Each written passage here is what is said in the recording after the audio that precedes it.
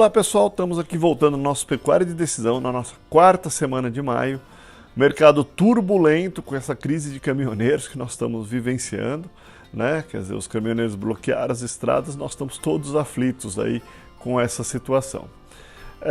Vamos tentar separar um pouquinho o lado da crise que está correta, temos que fazer pressão e não deixar nosso preço dos combustíveis subir, e até porque eles são tributados demais, então nós temos como pressionar e corrigir esse lado de tributação que está errado, mas um sentido econômico nisso, um sentido que ocorreria de qualquer jeito, independente do nosso lado interno. O que acontece?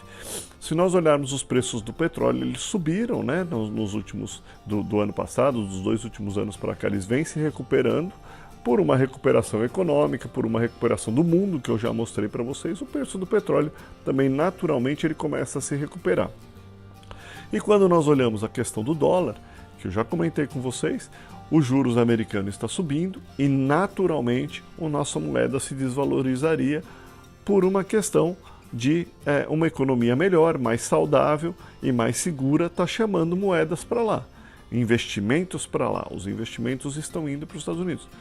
Nossa taxa de juros está muito barata, então você desvaloriza, tem uma taxa de juros americano pagando mais, com uma economia melhor, e uma economia nossa fraca, com uma taxa de juros barata, então esse dinheiro vai embora. Esses dois movimentos juntos fazem naturalmente com que o petróleo, que é uma commodity negociada no mundo, negociada nas bolsas do mundo, quando a gente vai importar petróleo, essa pressão, esses preços sobem também, como qualquer outra commodity que nós importamos.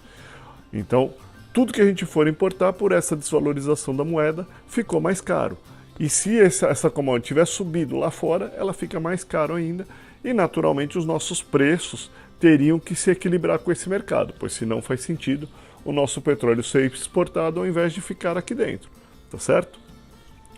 De uma certa forma também acontece esse mesmo movimento na carne. Quer dizer, a carne, quando a gente desvaloriza a moeda, para a gente vender ela para fora, ela está muito barata, né?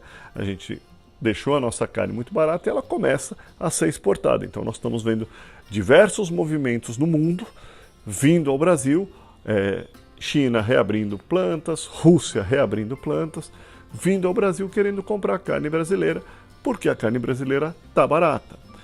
Se nós olharmos nos preços no mercado internacional, ela até está um pouco mais barata do que os preços do final do ano passado, porém volumes muito bons. Então isso ajuda a podermos trabalhar com o mercado internacional, a escoarmos essa carne para o mercado internacional. Interessante isso, né?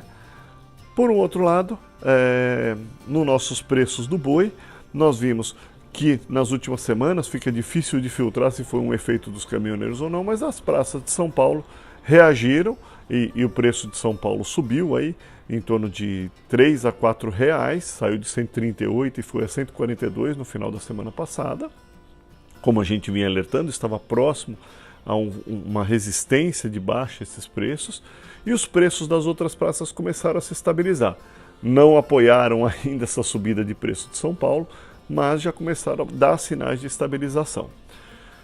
Vamos conversar um pouquinho, então, hoje, para a gente poder entender esses movimentos econômicos e essas forças, nós vamos falar hoje aqui dois assuntos muito interessantes. Vamos ligar esse mercado, a intensidade da nossa demanda e a intensidade da nossa oferta. Quando essas forças, se a demanda estiver mais forte do que a oferta, nós vamos ter uma pressão altista nos próximos meses. Se a demanda estiver mais fraca do que a oferta, nós vamos ter uma pressão baixista. E esse ponto nós vamos analisar hoje, a intensidade da oferta e da demanda em um dos nossos vídeos hoje aqui no Pecuária de Decisão.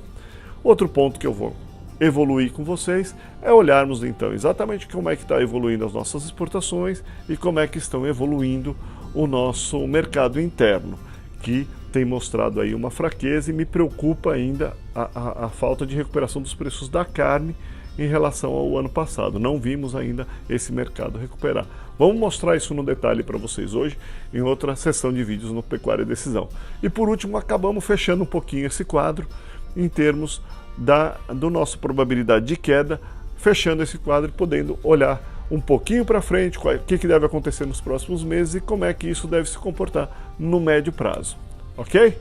Vamos dar uma olhada então.